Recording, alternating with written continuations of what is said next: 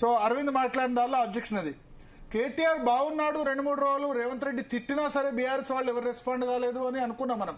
3 days అందరు కాము ఉన్నారు. నిజానికి తెలంగాణ భవన్లో దాసో శ్రవణ్ ప్రెస్ మీట్ కూడా ఉండే, మళ్ళా రివర్స్ లో ఏం తిడతాడు అనుకున్నాం. అందరు ప్రెస్ మీట్ క్యాన్సిల్ చేశారు. బహుశా కేసీఆర్ నుంచి ఇన్స్ట్రక్షన్ వచ్చిందేమో.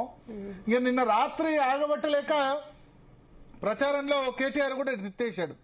ఏమన్నాడు ఆయన అన్న దానిలో, పొట్టోడా రేవంత్ గాడు నీకుందిరా, మేము అయితే తప్పిపోయి అధికారంలోకి వస్తే నీకుందిరా, అంటే అధికారంలోకి వస్తే నీ సంగతి చెప్తాం రా అన్నాడు, గాడు అన్నాడు.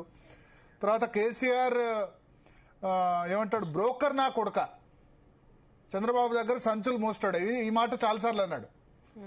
సో ఎక్కడికి పోతున్నాం?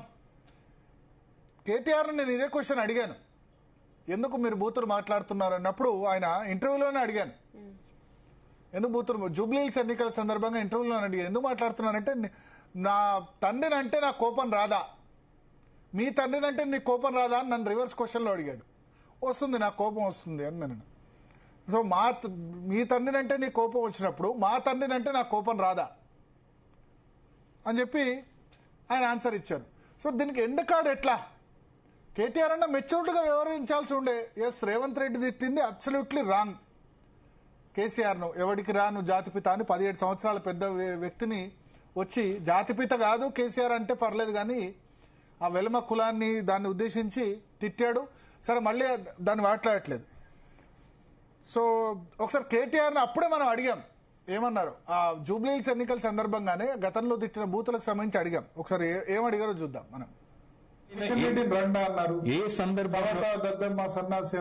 సందర్భంలోనైనా అవతల వారు కవ్విస్తే అవతల వారు రెచ్చగొడితే తప్ప మేమేనాడు విమర్శకు ప్రతి విమర్శ చేసాం తప్ప అకారణంగా ఎవరిని దూషించలేదు.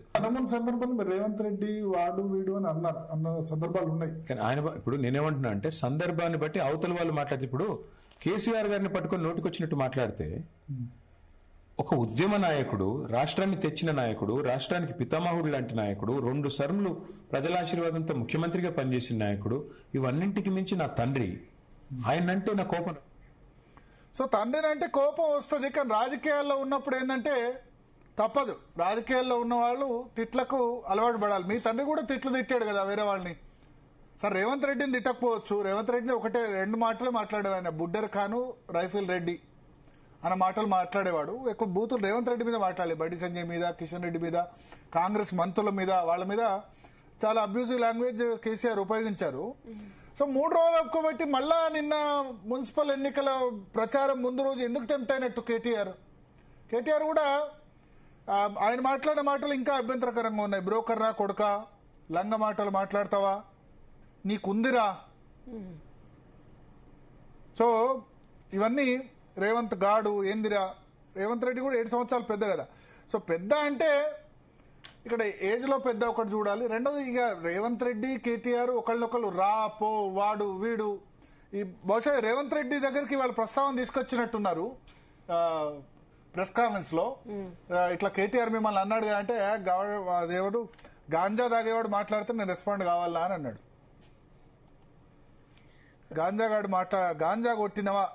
గాంజా కొట్టిన వాళ్ళు మాట్లాడే అంటే సో ఏందన్నట్టు ఇట్లా వెళ్తోంది రాష్ట్ర రాజకీయాలు. హిట్టింగ్ న్యూ లో. మన మీడియాగా రెస్పాన్సిబిలిటీ, ఎవరు తప్పుగా మాట్లాడినా చెప్పేది 4th ఎస్టేట్ గా మనకు రెస్పాన్సిబిలిటీ కదా. ఒకళ్ళ మించి ఒకళ్ళు మాట్లాడుతూ పోతున్నారు. అరవింద్ రేవంత్ రెడ్డి మధ్య చాలా మంచి ఫ్రెండ్షిప్ ఉండే వాళ్ళు 2019లో ఎంపీలుగా ఉన్నప్పుడు. మరి వాళ్ళు కూడా ఎందుకు తిట్టుకుంటారు అంటే తిడితేనే ఓట్లు పడతాయా అన్న విధంగా అయిపోయింది. ఎంత తిడితే అంత రేటింగులు పెరిగిపోతాయనో మరి ఏందో అర్థం కావట్లే. సో ఈ కామన్ అయిపోయింది. రెండవది ఈ బాడీ షేమింగ్. చాలా మంది రేవంత్ రెడ్డిని పొట్టోడా అంటారు, అటు జగదీష్ రెడ్డిని కూడా టీఆర్ఎస్ లో పొట్టోడా అంటారు. ఈ పొట్టితనానికి గట్టి ఏమైనా సంబంధం ఉందా రాజకీయాల్లో గెలవడానికి? కేసీఆర్ హైట్ ఎంత? బక్కపల్చని వ్యక్తి కదా, 50-55 కిలోల వెయిట్ కూడా ఉన్నాడు కదా. తెలంగాణ రాష్ట్రాన్ని సాధించడంలో కీలక పాత్ర పోషించాడు కదా. సో అట్లా ఇంతకుముందు కేటీఆర్ కొడుకును కూడా అట్లే బాడీ షేమింగ్ చేశారు, హిమాంశును కూడా.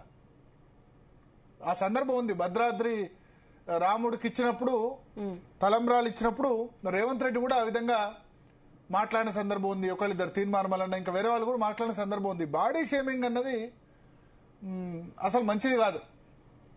రెండోది ఇక లుచ్చ లఫంగా, నాకు ఆ తిట్లు కూడా రావట్లేదు, వచ్చు తిట్లు రావని కాదు, బట్ మీడియాలో ఉన్నాం కాబట్టి ఒక దానిలో ఉన్నాం కాబట్టి ఫ్రెండ్స్ మధ్య మాట్లాడుకోవడం వేరు, పక్కన మాట్లాడుకునే వేరు, రాజకీయాల్లో మాట్లాడే పరిభాష వేరు. అంటే హద్దులు మీరుతోంది తెలంగాణ రాజకీయం. ఏంటంటే హద్దులు మీరే విధంగా అవుతోంది. దీనికి ఏదో ఒక ఫుల్ స్టాప్ పడాలి. సరే రేవంత్ రెడ్డి మాట్లాడినా 2 రోజులు కామ్గా ఉన్నారు టీఆర్ఎస్ క్యాడర్ అనుకుంటే కేటీఆర్ మాట్లాడేశాడు. ఇప్పుడు కేటీఆర్ మాట్లాడంగానే మళ్ళా ఇక కాంగ్రెస్ లీడర్లు అందరూ రంగంలో దిగారు. నేను చూసే పొద్దున బల్మూరు, వెంకటు, ఇంకా వేరే వేరే లీడర్లు, ఇక నేను చెప్పాను కానీ చాలా మంది లీడర్లు మళ్ళా కేటీఆర్ తిడతారు. మీ నాయకుడు తిట్టినప్పుడు ఏం చేశారు కాంగ్రెస్ లీడర్లు? బీఆర్ఎస్ వాళ్ళంతా మౌనం పాటించారు కదా. అప్పుడు కేసీఆర్ ఎవనికి రా నువ్వు జాతిపిత అన్నప్పుడు బీఆర్ఎస్ వాళ్ళ నుంచి పెద్దగా రాలేదు ప్రతిఘటన. జగదీష్ రెడ్డి ఒక్కడేదో మాట్లాడినట్టున్నాడు, అది కూడా మర్చిపోండి ఆ జాతిపిత వివాదాన్ని అని అన్నాడు. మిగతా వాళ్ళని మాట్లాడకుండా కంట్రోల్ చేశారు. సో ఇప్పుడు రేవంత్ రెడ్డి కూడా కంట్రోల్ చేయాలి, ఇంకా దాన్ని స్టాప్ చేయాల్సిన అవసరం ఉంది. కేటీఆర్ 3 రోజులు ఉండి ఎందుకు మాట్లాడారో అర్థం కాలేదు. ఆవేశం ఆగలేదు. నాతో ఇంటర్వ్యూలో చెప్పినట్టు తండ్రిని అంటే నేను ఊరుకుంటానా, ఒక దశలో ఆయన అన్నారు తండ్రిని అంటే నేను ఎడమకాలు చెప్పుతో కొడతా, నా తండ్రి వయసు ఉన్న వ్యక్తిని పట్టుకొని అట్లా అంటారా అని చెప్పి ఆయన అన్న పరిస్థితి.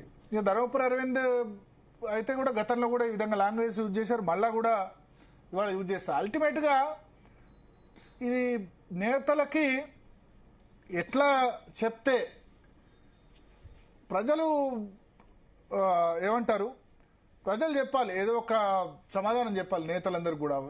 ఇట్లా పాలిటిక్స్లో మన తెలంగాణ, ఆంధ్రప్రదేశ్ ఈ 2 రాష్ట్రాల్లోనే ఈ సంస్కృతి ఉంది. మీరు చూడండి, మోడీ, రాహుల్ గాంధీ ఇట్లా తిట్టుకుంటారా? బూతులు తిట్టుకుంటారా? తిట్టుకోరు కదా. బూతులు రా గీ మోడీ జీ అనే అంటారు కదా. సో చాలా దారుణమైన పరిస్థితి. మాట్లాడదాం. మనతో పాటు వి ప్రకాష్ గారు జాయిన్ అవుతున్నారు, అడ్వకేట్ శరత్ గారు జాయిన్ అవుతున్నారు, అదేవిధంగా